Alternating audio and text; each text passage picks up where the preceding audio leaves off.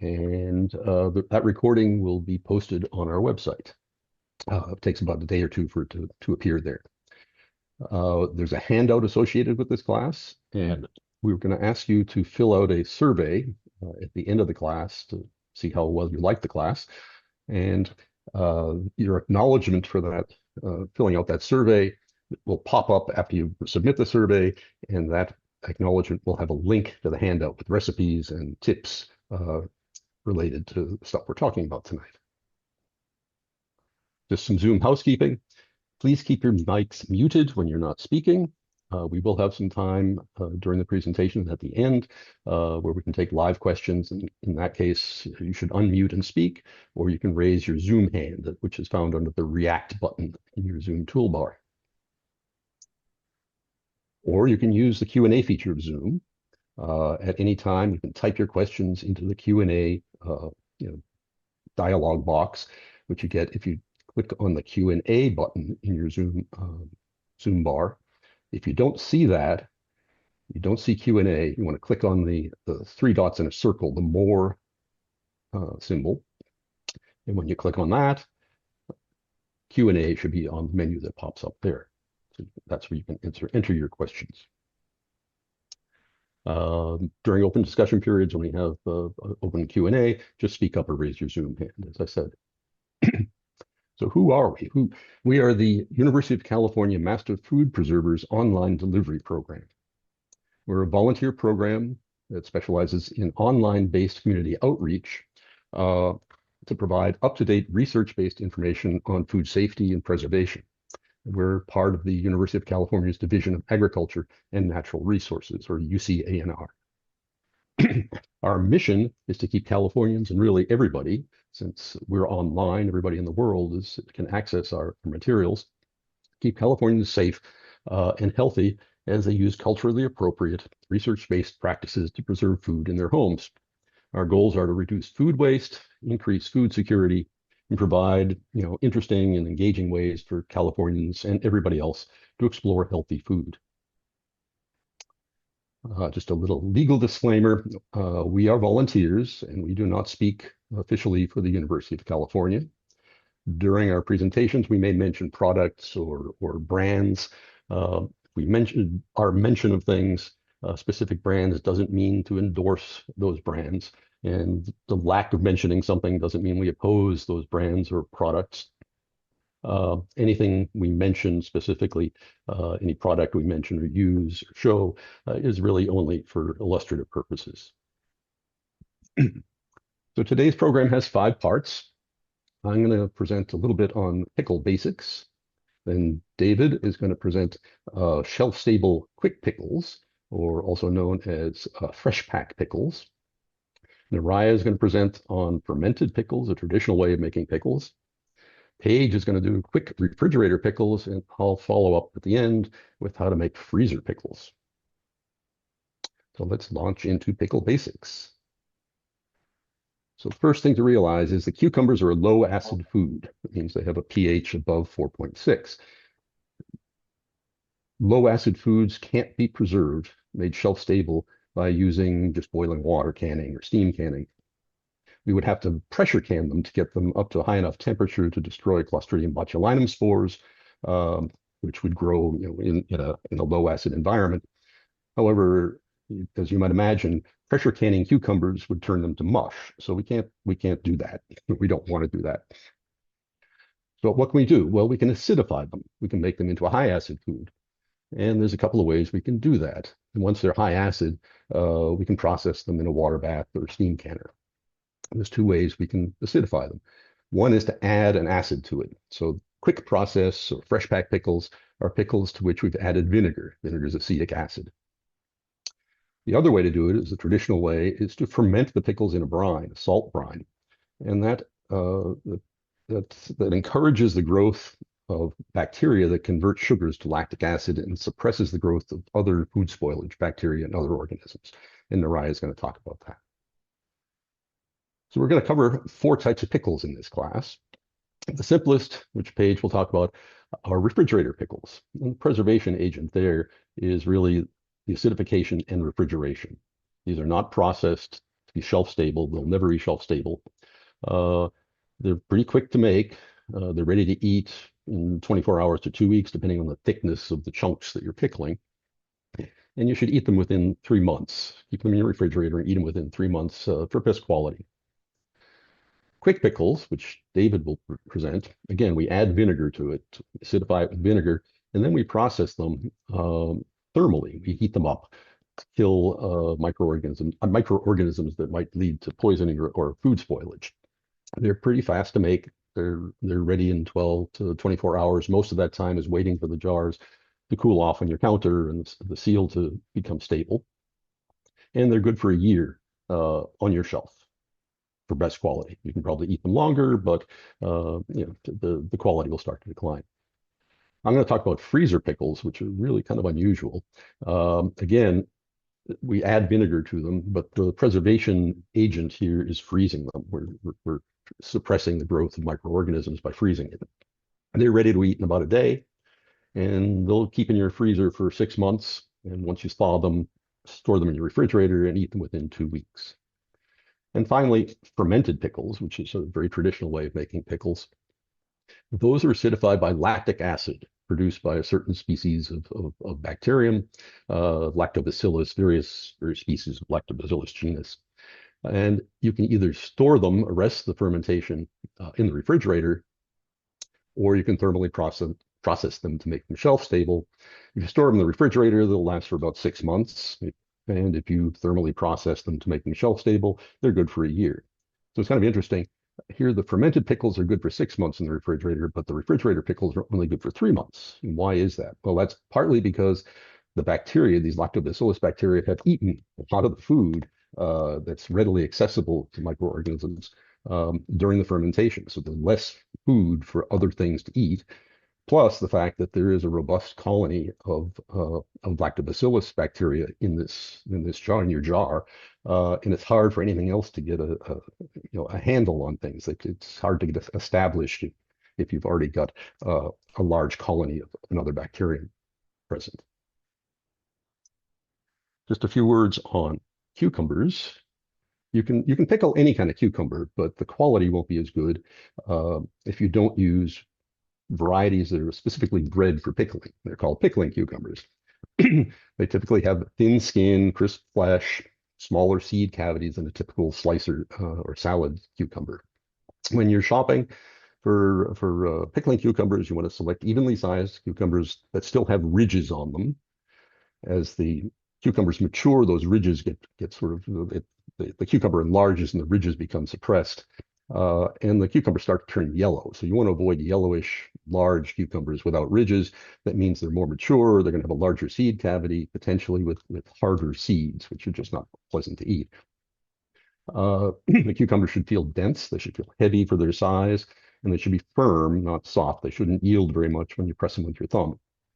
If you're growing cucumbers, if you're lucky enough to have pickling cucumbers in your garden, you want to process them as soon as possible after pickling, ideally within 24 hours, after picking, sorry. Pickle them as soon as possible after picking, ideally within 24 hours of picking. If you're growing them or looking for them in the market, there's a number of common varieties of pickling cucumbers. Kirby is fairly easy to find, Boston pickling, and so on. These are all in the handout that you'll get if you fill out our survey. If you have trouble finding pickling cucumbers, you can, in a pinch, use Persian cucumbers. Those seem to be easier to find. They won't be quite as crisp as a true pickling cucumber, but they're fine. And gherkins, of course, are the little bitty cucumbers that you use to make. They're like 1.5 inches long to make tiny pickles. So with that, I'm going to turn the microphone over to David, and he's going to tell us about shelf-stable quick pickles. Thank you, Henry. Today I will be presenting on making shelf-stable quick pickles, which is actually a kind of a two-part process of making a quick pickle and then thermal processing them to make them shelf-stable. There are a few ways that we can make quick pickles shelf-stable by thermal processing, such as boiling water canning or atmospheric steam canning. But today I'll be presenting on a other option, which is low-temperature pasteurization. Because we expose the cucumbers to less heat, this process should keep the pickles a little bit more crisp. Because again, as we expose them to more heat, the mushier the final product might be. So let's get started. Next slide, please. Before we begin doing anything in the kitchen, we do want to make sure that we are working with a clean workspace. We want to cut down on any possible exposures to microorganisms because if those things get into our food, they can accelerate food spoilage or cause illnesses, and we don't want to spread anything around to the people we care about and we're feeding our homemade foods to. It's important to clean every surface that your food is going to be coming into contact with, which includes your utensils, and then anything you're going to be touching, like your phone, is a really important one. Make sure you clean any of your work surfaces that you're going to be working with. If you have hair, make sure you tie it back. Make sure you have an apron on, protect yourself from what you're going to be working with, and vice versa. Gather all your tools, your recipes, your ingredients, wash your produce, and then you're ready to get cooking. So, next slide, please. What's most important before you get started is read your recipe thoroughly because there may be steps mentioned in the process that may not necessarily be obvious up front, like letting something sit for days to weeks or putting something in an ice bath. For example, this recipe I used didn't call for ice in the ingredients list, but it did have a step requiring ice. So I had to go out, run and get that. For the recipes that you're going to be using, you want to use a researched recipe that is appropriate for low temperature pasteurization. Um, the recipe that I'll be presenting on today for shelf-stable quick pickles is found on the University of Missouri's Cooperative Extension site, and it was reviewed in 2023. So I feel pretty good about using this recipe in the processing instructions. Um, the broad steps, we are going to be preparing our cucumbers, and then we're going to make our pickling solution, and then we're going to go through with the low temperature pasteurization process itself. Next slide, please. When we're pulling all of our pieces together, it's pretty straightforward, actually. You're going to have your cucumbers, which Henry went into detail. You'll want to use canning salt specifically. There are other kinds of salt that can be used. Canning salt is the best for this application because it'll help make sure that our brine is clear. There aren't a lot of other additives that can change the color of our finished product. Do get ice. I'm adding that to the list because I know I need it. Just regular old cane sugar is perfect. You can use any 5% acidity vinegar, depending on what kind of flavor you like. I'm going to be using white distilled vinegar for this application because I kind of like that bite. Um, Generally, with flavorings, you have a pretty broad leeway with how you season them. For this recipe, we're going to be using whole allspice, celery seed, mustard seed. Pull together the pint jars you're going to be using. I prefer to use wide mouth jars for baking pickles because getting them out of the jars with the little narrow necks is a little bit more tough and it's nice and big and can get things out easily. And then some sort of device for your water temperature control. We're going to be working with water that's about 180 degrees and we want to hold it at 180 degrees. So you can either use a thermometer to control and check the temperature of your water, or what I'll be teaching with today is an immersion circulator, also known as a sous vide machine, because that can hold the temperature steady. Preparing the cucumbers is actually really straightforward. All you really need to do is make sure you remove the blossom end of the cucumber. On the bottom illustration there, you'll see it's kind of that rounded scab-like end of it, and the opposite side will be your stem end because it has a little stem on it. You don't have to trim off too much, about a 16th of an inch. The reason we do that is because the blossom end has an enzyme that actually breaks down the walls of the cucumber a little bit. It's called pectinase, and it breaks down pectin. And that contributes to a mushier pickle. So taking that off helps make sure it's a little bit crispier. And then based on the recipe that you're going to be using, you'll want to prepare your cucumbers either by slicing them into spears, slicing them into coins. I even did a little crinkle cut with mine the other day. They're very cute. So just make sure your recipe lets you know what you can be using. The cucumbers, after they've been cut up, you just need to salt them. That will help draw out some of the moisture. So when they do end up going into the brine, they're going to sponge a little bit of that back up. And then keeping them on ice for this process helps maintain that crispiness. Again, all this comes back to keeping it crispy. You're going to stick it in the refrigerator and let it sit for about 3 to 4 hours. It's then going to have a kind of a pool of moisture at the bottom of it that you're going to want to drain off. And then your cucumbers are ready for the process. Next slide, please. Once our cucumbers are ready, they are going to be bathed in a nice pickling solution. This is where we get a lot of our flavor. This pickling solution is actually very straightforward. It calls for the vinegar and the sugar, set it to boil with the spices and salt and sugar that we're going to be using. And then once that's set to boil, that's ready to use. Next slide, please.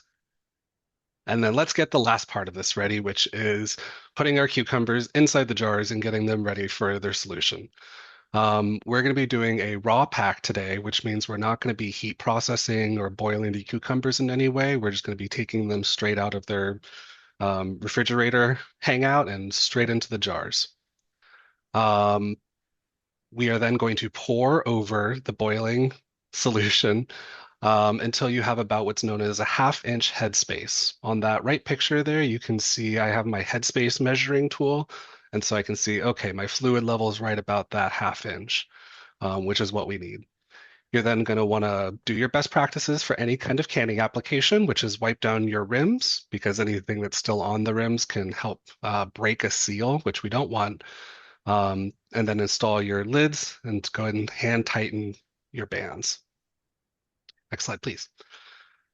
Okay, now we go through the thermal processing. This is where it can either be boiling water canned, atmospheric steam canned, or low temperature pasteurization. The low temperature pasteurization is what we're going to be doing.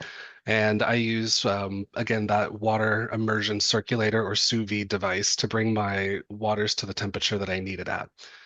Um, to start the process, you're going to want to get your water initially between 120 and 140 degrees, and then go ahead and put your canned cucumbers in there. On the left-hand side, you can see where I've put them in with enough water for, or enough room for the water to circulate evenly around them, because that's how we're going to be getting the heat in there. If they're stacked on top of each other, if they're too tight, you might not get even heat penetration. So make sure they have enough room. And then I have mine on set up on little lids and or rings on there so that they're raised up off the bottom of the vessel. You're going to want to make sure that the water is about an inch over the lid for that same reason, because you want the heat penetrating from the top as well. And then once they're ready to go, you're going to bring the water up to 180 degrees. Um, you're going to want to hold the water at 180 degrees minimum for 30 minutes. So you can see on my immersion circulator over here on the right, I have it set to 180.5 degrees because my immersion circulator I know has a little bit of a fluctuation in its temperature. So setting it at that half degree higher gives me that little bit more confidence that it's going to stay above that 180 degree threshold. You don't want it going over 185 degrees because that's the temperature in which your cucumbers will start to soften and it kind of works against you. So between that 180, 185 degrees, holding it there for 30 minutes is what's going to pasteurize the cucumbers inside and make them shelf stable. That low heat is what kills any possible pathogens, and then combined with the acidity, makes it shelf stable. Next slide, please. Then you're going to remove your jars from your canner safely. Place them on a towel or rack on the counter because they're going to want to sit for about 12 to 24 hours. And these are standard canning best practices because we want that seal on our lid to be nice and secure. When that time has elapsed, you will then take your bands off, check your lids for a seal, which kind of involves a motion like this. I don't know if you can see it very well, but I'm doing it. Um, you will then rinse your jars, label your jars, store them, and then once they've sat for an appropriate amount of time, I let mine sit for a couple of days before I tried them, and I enjoyed them in a delicious little snack plate, as you can see on the left. I highly recommend this process. Make sure you use a recipe that has this as an application option and enjoy. Uh, there was one question, David. Yes. Someone asked, is thermally processed the same thing as water bath canning? Uh, Good question. So water bath canning is one of the options for thermal processing. The other involving kind of that high heat would be atmospheric steam canning. And then the third option is this one, which is that low temperature pasteurization. The cucumbers never get above 180, ideally 180.5 degrees. So they, again, stay that crispy without having to worry about foodborne illnesses. We also have a question in chat. Uh, it's saying, what is the taste difference in the different types of vinegars?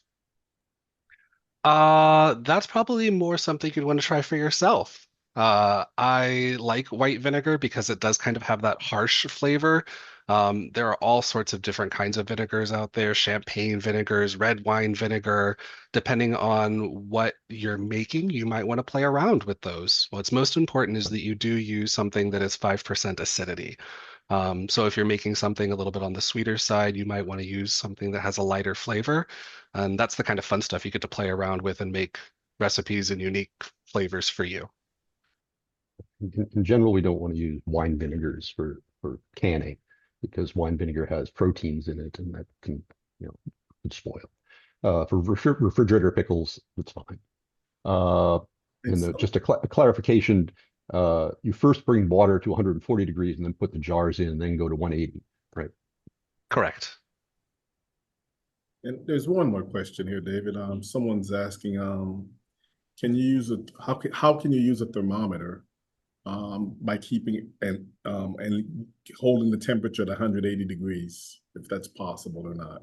It is. It's tricky. If you've ever made candy where it is a similar thing where you have to keep it at a very specific temperature, that's why candy thermometers are helpful for this process, is you have to adjust the heat on your own stove because it also depends on gas burner, electric burner, induction, what kind of vessel you're using, how heat is distributed. Um, so it is a bit trickier when you're using a thermometer. I would recommend practicing it without your cucumbers in there first to make sure that you have found the level that you need. Um, but even then, if you're not using a sous vide device, you still have to hit the 140-degree mark before and then bring it up to temperature and then hold it at temperature. And I don't want to be standing at my stove for a half hour tinkering with it. Okay, thank you. That's all we have in the Q&A. Thank you. In the chat, there's a question, can you use an Instant Pot that has a sous vide option? I doubt you're going to be able to get an inch of water over the jars in an Instant Pot. I don't think it's deep enough unless you're doing very small jars. And then I also see a question from Nikki for someone starting out with canning. What vessel do you suggest purchasing? So I'm actually a first-year master food preserver, so I don't have a lot of specialized tools on hand. What I use for this is actually my pasta pot because it's, a foot and a half tall, so I can make sure that I have enough height clearance on there, and I know it's something that's safe for the temperatures I'm going to be working with. If I can just interrupt. So when it comes, you can buy obviously purpose-made canning kettles, but what you need is something that is large enough that you can put a rack of some kind. So it can be something as simple as a cake rack. It can be a actual, they make racks specifically for canning, or like David did, where he just put some canning lids down on the bottom. So something to get those jars up off the bottom to allow water to circulate. And then you need to have enough height that you can cover the jars with 1 to 2 inches of water. So it's not that there's any special properties in terms of like the metal or any of that. It just needs to be big enough for that. And so you might find, and you can test that. Take a canning jar, fill it with water and check with the pots you have. Often, I think pasta pots are great. Those ones that have like take that built-in sort of colander out. Um, they don't need to be particularly thick metal. You don't need, this doesn't need to be like a 3-ply copper core. It's pretty simple. The purpose-built traditional canning kettles are like enameled. I don't even know what's under the enamel. Henry, you probably know, but they're not special. They're not special. The key is that you must be able to put a rack into it, and it needs And to be covered by at least an inch and ideally 2 inches of water. so I think we have to move on at this point. We have a few questions. We could catch up with those at the end, but let's move on to Naraya. And we'll start sharing again. Sometimes it takes Zoom a little time to decide it wants to share.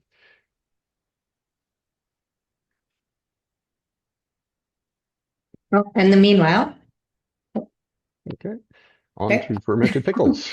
All right. So hi, everyone. I'm Naraya, and I'm here to talk to you about fermented pickles. And so let's talk about what is lacto fermentation. It's really a natural way to preserve vegetables by using good bacteria that's already on them and simply placing that vegetable in a salt water brine. And the salt is what really helps keep that bad bacteria away from the good bacteria and allowing it to grow. Those good bacteria eat the natural sugars in the vegetables and produce lactic acid, which Henry explained actually lowers the pH, which helps the spoilage. And this gives you fermented foods without vinegar, and gives you a really tangy and natural way to preserve it. So again, think of it as giving the good guys the perfect environment to win the battle against the bad guys and protecting the food in the process. Next slide. So why choose fermentation? Personally, for me, I choose fermentation because there is research that's been talked about that it's a good probiotic snack. I'm not endorsing that, but I really like the tangy, sour taste. And so that's why I choose fermented pickles. Next slide. The ingredients that you'll need are fresh pickling cucumbers, the varieties that Henry spoke about. I'll share with you how to make the brine in a later slide, but the most important ingredient here is the pickling salt. Other salts can interfere with the fermentation. There's optional spices. I will tell you that I put everything, including this kitchen sink, in my fermentation. And the first batch of pickles I made was the taste was overwhelming with so many spices. So I personally have gone and trickled back and just done, your basic dill and garlic pickles, and they're very good. And then using filtered water is also very important because tap water often contains chlorine that are designed to kill bacteria, and we're trying to do the opposite, obviously. And so we want to use filtered water to create that safe environment for fermentation. And then the materials that you'll need, David talked about the use of, a clean workspace, equipment. You definitely are going to want to make sure that everything's sanitized. Using the clean wide mouth jars or crock is the best things for fermentation. Also, clean cups and spoons, weights, because keeping the cucumbers submerged under that brine is very, very important in order to keep a safe product at the end. And we'll talk about that later, as well as airlock lids or loose lids. All right, so what do we do? So we wash the cucumbers, and then we already covered why cutting the ends of the cucumbers before processing the pickles is important. Remember that the blossom ends they contain an enzyme that breaks down the pectin, and that's what helps keep the cucumbers firm. I personally don't like mushy pickles, so trim off those blossom ends, and that will preserve some of the crunch. So let's talk about the brine. Yes, the brine. So it is a 3 to 5% salt brine, and one of the most important parts of having a successful fermentation is using the right amount of salt. So I definitely would suggest and highly recommend that you weigh your salt and have the right amount of salt in your fermentation, because salt slows down harmful bacteria while allowing the beneficial bacteria to thrive. If you have too little salt, then unwanted bacteria or mold can actually take over, and too much salt can slow down the good bacteria and delay the fermentation. Next slide, please. All right, so once you've made your brine, it's time to pack your herbs and spices. Again, I shared with you, I put every spice I knew in there, thinking that it was going to make this incredible pickle, and it was overwhelming. So if you're new to fermentation like I am, then I recommend, doing a couple of traditional herbs like dill and garlic. And it's always best to put your spices at the bottom of the jar first, because starting at the spices at the bottom, it makes it easier to pack the pickles tighter, as well as evenly distributes it during the fermentation process. And then keeping everything fully submerged under the brine is very, very important as a safety step in the fermentation process. Anything that floats above the brine is exposed to oxygen. So if you don't put the spices at the bottom and you put them on top, they're going to potentially float to the top and expose themselves to oxygen, which is going to create, again, an environment where mold and unwanted microorganisms can grow. So in this slide, there's two examples of different types of weights that you can use, because again, you want to submerge everything within that salt brine. That salt brine is kind of the blanket of keeping your cucumbers safe. And so the first example in the slide is a plastic bag, just a little snack bag, filled with the same brine that you use within the jar. And you put it on top and it keeps everything submerged. And then even if it leaks, it won't ruin the fermentation. The second one is a glass weight that you can put on top of your cucumbers, keeping everything submerged. Again, those weights you can buy pretty much anywhere. I personally use both. I use the baggie, and then on top of that, I put on the weight, and it does a great job. Next slide. Fermentation is alive, and remember, it needs to breathe. So during the fermentation process, we want to allow the gases to escape while keeping the unwanted things like dust, insects out. So good bacteria is going to ferment the vegetables, and then you want to seal the jar tightly, but covering it loosely with a coffee filter and a rubber band, or preferably an airlock lid, which I've heard is the most preferable method because it allows the gases to escape while protecting the fermentation. Next slide. Next slide. All right. So this is where patience sets in. A quick pickle is great for someone that wants a quick result. A fermented pickle is not that. You need patience for this. You want to ferment your pickles at a room temperature of 60 to 75 degrees. In the summertime, am not going to ferment pickles because I never have my house at such a low temperature. Temperatures above 80 degrees will result in a soft pickle. And you want to let these sit for anywhere from 2 to 4 weeks. Next pickle. Next slide. All right. So throughout those weeks, you don't want to ignore it. At week 1, this is where I start to monitor the pickles. I check for bubbling. Those are really good signs. A salty brine or a cloudy brine is what you want. At first, when I started fermenting, I thought, oh no, I'm creating this mold. There was something wrong with my brine. It was actually cloudy, and that's what you want. It's normal. And it has a tangy smell. It's not rotten, but it definitely has a tangy smell. You want to make sure that everything, again, is under its blanket, submerged. And you want to, if you're using a solid lid, you want to burp it, which just mainly means you open it and close it back up, not tightly. Next.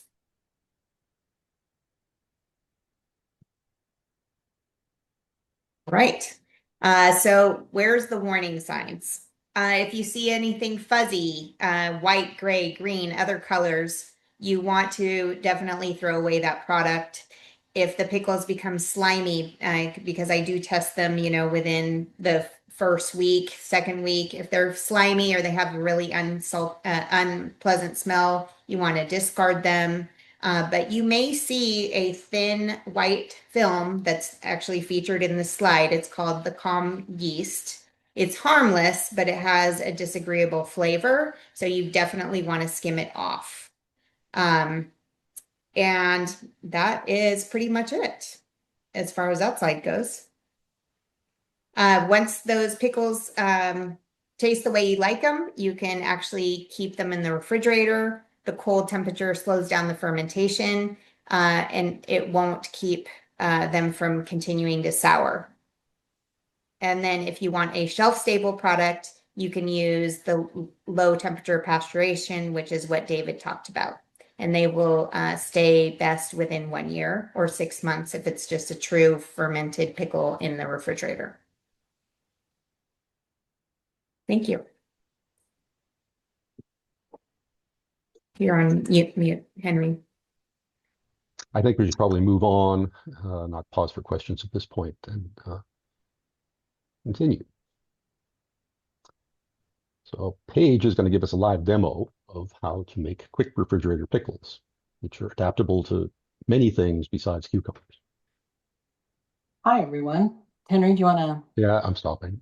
stop share and And we're going to spotlight you. spotlight me? Everybody, welcome to my kitchen. So, one of my favorite kind of pickle are quick refrigerator pickles.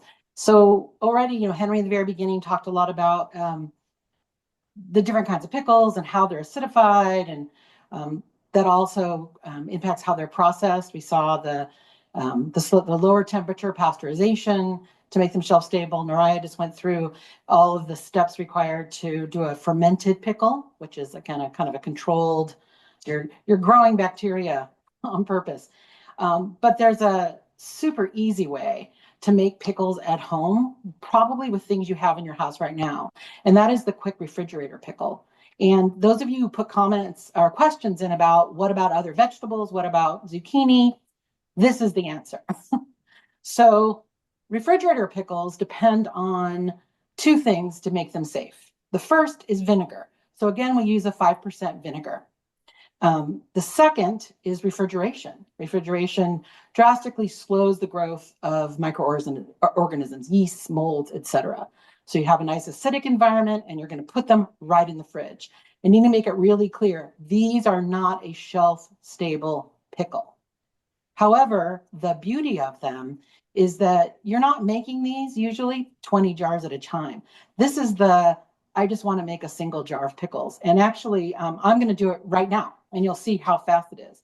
So the recipe, which is in our handout, but I think you'll be able to remember it, is it's 50% water and 50% vinegar. And it doesn't even matter what kind of water you use. Now, mind you, if your tap water doesn't taste good, well, it's not going to taste good in your pickles either. But the acidification is coming from vinegar. So we don't need to worry about growing bacteria, and we're trying to kill all the bacteria. So tap water is just fine. So you do 50% water, 50% vinegar. And then the other part about this is you don't need to worry about things like measuring out. Well, you want to measure it because you don't want to be nuts, but salt and sugar. In a refrigerator pickle, salt and sugar are flavoring agents. They're not part of the actual chemical process that's needed to make the recipe safe. They're not functional ingredients. So if you want to have less salt, use less salt. More salt, use more. If you want to try using a sugar substitute, go for it. Really, you can kind of do whatever you want as long as you have that 50% vinegar and 50% water. So I'm going to make some right now. So I have here a pint jar, and I'm going to first, I want to put my flavorings at the bottom. Otherwise, they're just floating around on the top, and they're not going to do any good. And I'm going really classic here. I have a dill frond that I took from my garden. I'm throwing in a bay leaf because that's what I like. And I'm going to put in a couple cloves of garlic because that's what my family likes. And in this container here, I have boiled. So this is the one cooking step. On my stove, I boiled. Frankly, I was being lazy about measuring, so I just went with a cup. But a cup of water, a cup of vinegar, it's actually more than I'm going to need. And I've added to this about 2 teaspoons of pickling salt. And I'm just boiling it just long enough to dissolve the salt, and that's it. So in here, I've added the seasonings I like. You could go nuts. You could add whatever you want. You could add, I don't think you could add chili peppers, mustard seeds, kind of whatever you want. And the key is you want to So I have cut my cucumber. I'm going backwards here. I'm trying to go fast because we got behind. I started out with a cucumber about this big, and I picked it because it's about the size of my jar. So I saved myself some work there. And this jar holds, I think this was about 3. And I just sliced them into wedges because that's the shape I want. I wouldn't leave them whole because it's going to be really hard for the brine to penetrate that thick cucumber skin, but you could cut them in half. You could cut them in slices, into rounds, whatever you want. And I'm going to push these in here, and I do want them to be quite like tightly packed. And the reason for that is because I don't want them to float. Because if they're not in the brine, they're not going to pickle. It's not a safety issue, it's a quality issue. So I'm just kind of really jamming these in here until I can't get any more in. Because the pickles will shrink a tiny bit during the process. Some of the water from the cucumbers will come out. This works really well with, I'm using a pickling cucumber like Purby, but you could use any of the varieties that are meant for pickling, the Persian cucumbers you can buy in the grocery store. So I've kind of got that jammed in there. And then all I'm going to do, I'm using a funnel. This is not necessary. It just makes it less messy. And I'm going to cover my cucumbers with my pickling liquid, which again, in this case, 50% water, 50% vinegar. I like to give it a little, sometimes air gets trapped in there, and I just like to give it a little tap. It's hard to get a debubbling tool in here because they're pretty tight, but just to give it a little tap, get the air out. And then I'm just going to top that up. And I want usually about a 1/2 inch of headspace, but in this case, again, because it's going in the fridge, I really just want my cucumbers covered. I'm going to put a lid on this. This is still warm, so I'm going to let this sit on the counter for maybe 1/2 hour just to come to room temperature. This is going in the refrigerator and it's done. And that's it. That is a quick refrigerator pickle. And you can do this with almost any hard vegetable. So this isn't very pretty, but I have some here. This is carrots. My family loves these. Cauliflower. This is rhubarb. And this is so easy. I'm gonna actually make a second kind. So this is a kind of a dill. It's got, again, dill and garlic. In this jar, just to save some time. Oh, and I used white vinegar because I like the clean flavor. It doesn't really add anything. It doesn't compete with the dill and the garlic, but that's a personal preference. In this jar, I've also taken pickles. I sliced them up. I have one of those little like wedgie, I don't know, the one that makes the little crinkle cut. So did that for fun. So I've jammed these in here. And I've already added to this jar a little bit of sliced onion, some yellow mustard seed, and a little bit more dill because I like it. This particular one is going to make a bread and butter style pickle. And again, it's in the handout. So this one I have about a cup, that's like 3/4 cup, doesn't matter as long as it's an even ratio of water, and 3/4 cup of apple cider vinegar because I like the taste of it, and especially in something that's sweeter. And in this recipe, I've added about a 1/2 teaspoon of salt, which is optional. I think it just gives a more balanced flavor, and about 3 tablespoons of sugar. You can use as much as you want. For a sweeter pickle, you would go up to like 6 and back it off. 3 is kind of nice for my family. We do not love our pickles super, super sweet. But this is going to give me like a bread and butter style. Same process. I'm going to pour my hot brine over my pickles. You don't need to use a funnel, but I think it makes it easier. I want to give these a quick tap, tap, tap. It just helps get some of that air out because again, I don't have a debubbling tool handy, but a chopstick would be great running around the outside of this. I don't want to use anything metal. Metal can actually create little microfractures in your jar. So we don't want that. Makes your jar not last quite so long. Let me go ahead and get this covered. This one actually, I think I actually have a few too many cucumbers in it. So all I'm going to do is pull those out. There's nothing wrong with these. We'll just eat them. And again, lid goes on. I do want these to sit until they are about room temperature, just because I don't want to put hot things in my refrigerator. It makes everything else in the refrigerator hot too. When these are at room temperature, I'm going to let those go in the fridge. These will be good to eat in about 2 days. Best quality, next 2 weeks. You can keep them for up to about 3 months, but the quality starts to degrade. They just start getting a little bit mushier. That's it. This is a jar I made about a week or so ago. You know what? David mentioned checking to see if your jar is sealed. So this is not a sealed jar. And what he was saying is to check if your jar is sealed, since I have you. What you want to do is pull up on the jar. But notice you don't want to do this up in the air because you can end up dropping it. So kind of close to the counter. If you pull up, the jar should come with you if the jar is sealed. This is not a sealed jar. Yeah, ready to go. Delicious. And you can do this with, like, again, cauliflower, carrots are great, watermelon rinds. Again, I did it with rhubarb. You can really do whatever you want. You just want to make sure you have that 50 for 50 per sort of 50 5% vinegar and water, and everything else is up to you. And my last thing I'm going to leave you with is that this is also a great way to make those heritage recipes. So maybe you have great grandma's, dill pickle that we don't know if it's, these are not tested. We don't know if they're safe to be made shelf stable. But you just love the flavor. We'll make it a refrigerator pickle. And then the last thing is, the other thing I love about these is that you don't have to make them in large quantities. You can make just a jar. And they're so fast that when this jar is empty, make another one. That's it. Refrigerator pickles. They're amazing. I always have like 3 or 4 kinds in my fridge. You're getting all sorts of applause and hearts there, Paige. Well, again, Floating across the you know street. what? I have one more thing I do want to mention.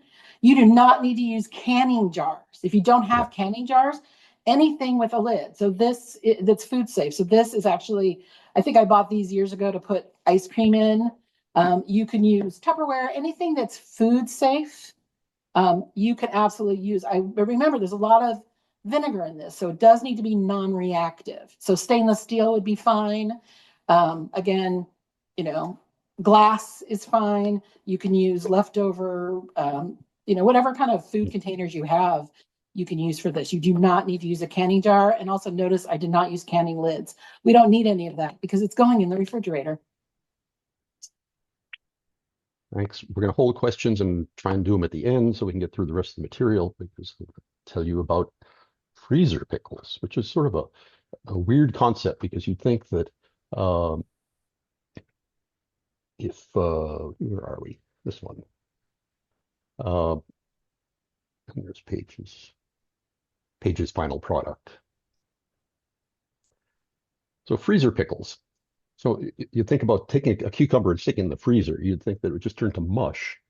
But it turns out, if you pack the cucumbers and other vegetables, in fact, in a concentrated vinegar and sugar solution, they remain crisp, even though they've been frozen.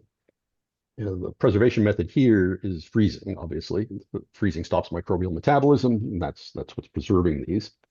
Again, like the refrigerator pickle, we're storing them in the freezer. You have a lot of leeway to experiment with different spicing and flavoring. The only thing you can't do is reduce the amount of sugar or vinegar that you're using. So example ingredients, obviously you need pickling cucumbers, and you're going to slice them thinly. You can add some red bell pepper or some onion. You'll need salt, sugar, vinegar, 5% acetic acid vinegar. You can throw in some garlic cloves, hot peppers, dill weed, dill seed. You can go wild and whatever flavors you want. In this recipe, I am actually using a white Japanese cucumber. It's not peeled. Here, which is a very crisp, and you'll see very small seed cavity. It's a seedless cucumber. So you must slice your cucumbers, cut off the blossom end as everybody else has done. You can see the small seed cavity in this cucumber. I used a little mandolin to get nice thin, about a 1/16 of an inch thick slices. That's about the thickness of a quarter if you want something to judge it by. Salt them, as David did in his recipe, to extract as much water as possible. So this is the initial salting. You can see some grains of salt in the bowl. After about 2 hours, liquid is extracted from the cucumbers. You're taking water out of the cucumber. You can do this for up to overnight if you want. If you do it for more than 2 hours, you want to do this in the refrigerator. Up to 2 hours, you can do it on your kitchen counter. I'm going to drain that liquid off, rinse the cucumbers, and dry them well before moving to the next step. I actually used a salad spinner to dry my cucumbers. To make a pickling solution, this pickling solution is 1 cup of vinegar to 1 cup of sugar. plus some herbs and spices that I put in it. You can go even higher in sugar. I've seen recipes that go up to 2 cups of sugar to 1 cup of vinegar. There's no water added to this. It takes a while to dissolve that much sugar. You could heat up the sugar, but sugar vinegar solution to get the sugar to dissolve faster, but you want to make sure it gets down to room temperature before you actually do the next step. And that next step is to pour it over the cucumber slices. And then I used a freezer bag here.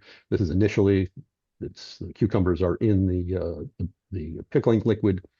And after 8 hours in the refrigerator, you can see the extra liquid that's been extracted from the cucumbers. The recipe and instructions for all this are in the handout.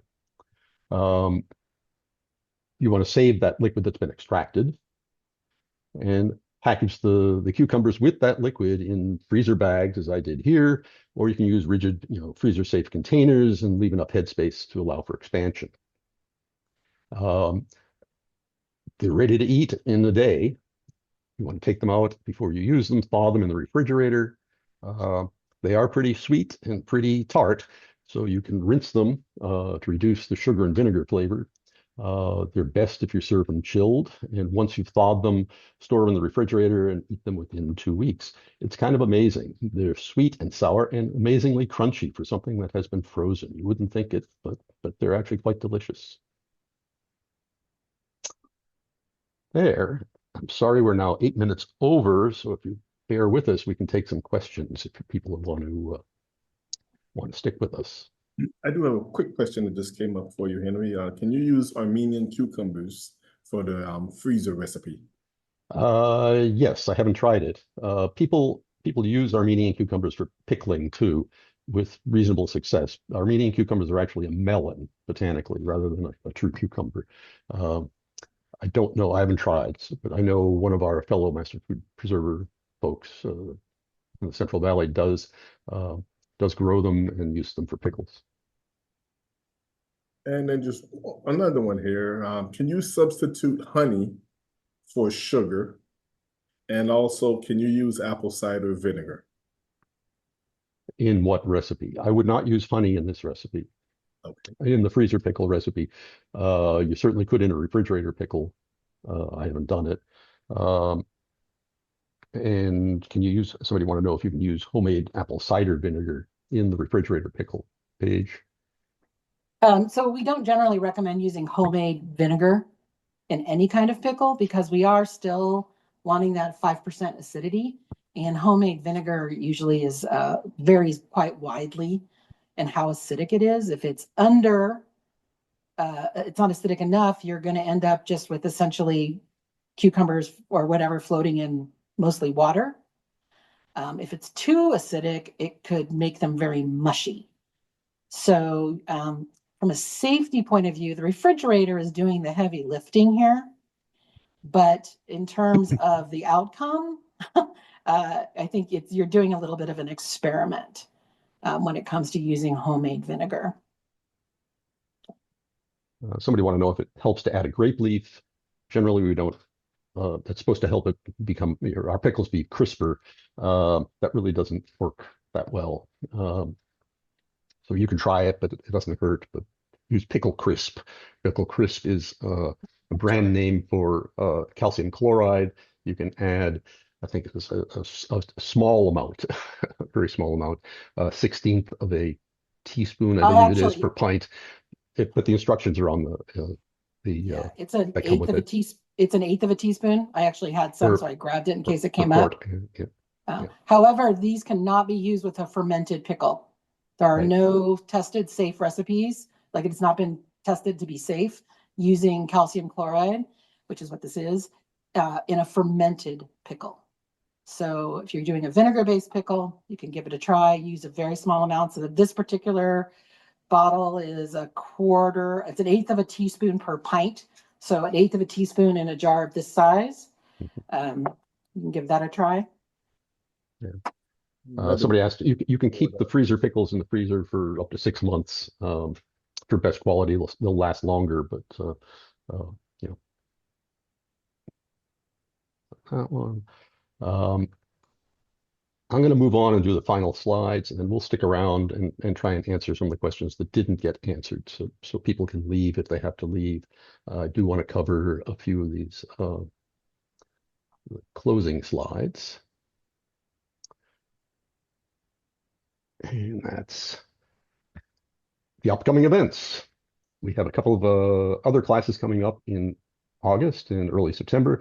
The class in zucchini on Tuesday, August 4th, from 7 to 8, the same time slot as this one. A tomato basics class coming up on a Saturday, the 15th, and that's in the morning.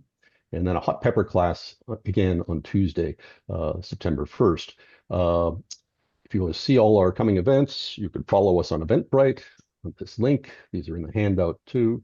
And recordings of all our past classes are available at this link, and that will also be in the handout. Every month, we also have Ask a Master Food Preserver Zoom hours. The second Wednesday of every month from 7 to 8, we do it in English. And the fourth Wednesday of every month at 1 and 2 in the afternoon, we have a Spanish class. The next classes for Ask a Master Food Preserver are on August 12th. That's the evening class in English. And August 26th, that's the afternoon class in Espanol. And if you want to learn more, you should sign up for our monthly newsletter and follow and like us on Facebook and Instagram. And with that, just to remind you, when you leave the Zoom, you'll get a brief survey popping up in your browser. If you complete it, that will help us improve our classes. And when you submit it, you'll get a pop-up acknowledgement that includes a link to the class handout with all the recipes and tips. Thanks for your time. And I'm sorry for the interloper today. Let's go stop share, and we can try and catch up on some questions if people want to stick around. Yeah, this one just came across. I thought it was pretty interesting. Do you have advice for making Japanese style quick pickles? Tsukemono. They're basically refrigerator pickles, thinly sliced,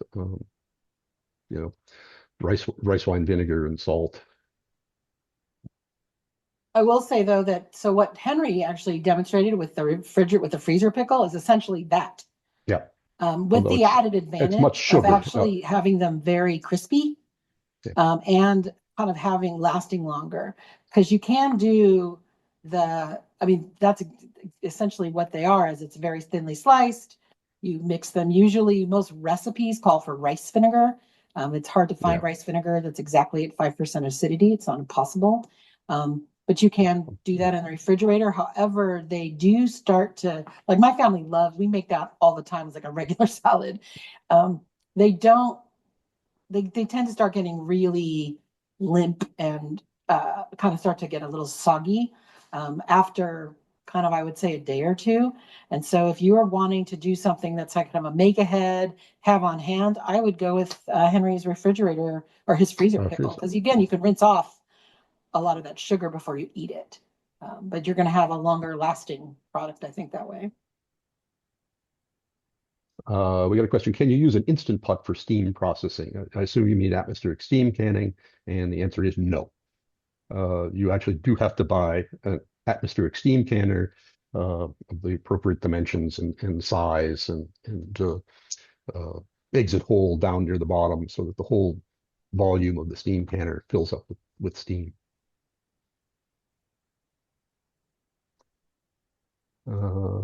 Some questions in the chat. Can you do quick pickles with hot and sweet peppers?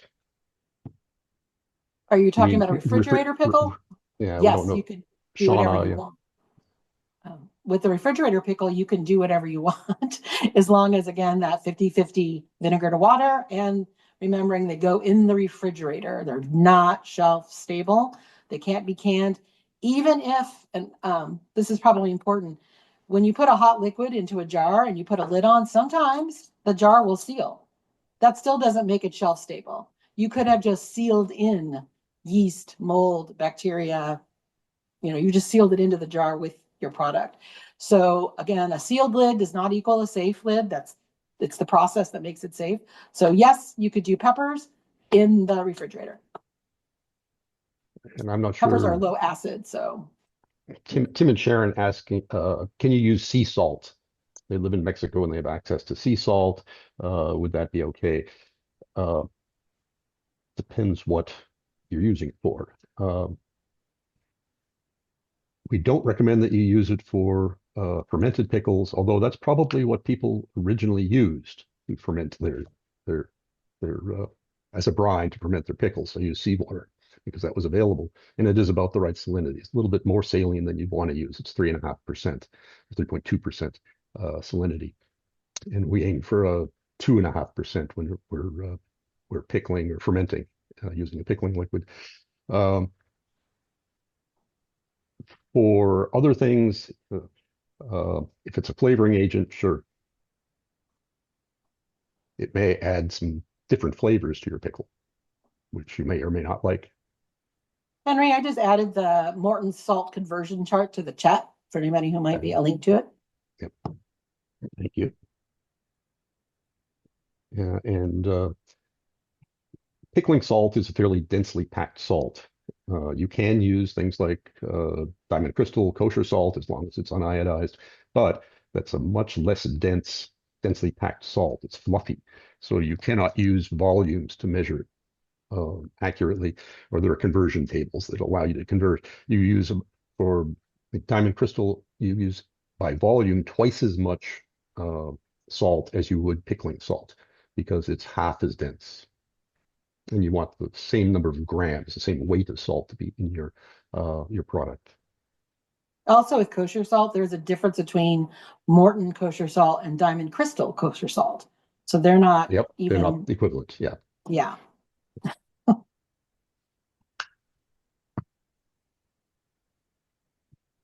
Any other questions? Any other questions? We have no open questions, and it's No open questions from the Q&A. okay.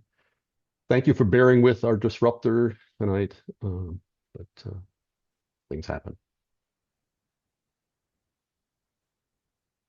I hope whoever it is has mushy pickles. Yes. May their pickles get moldy.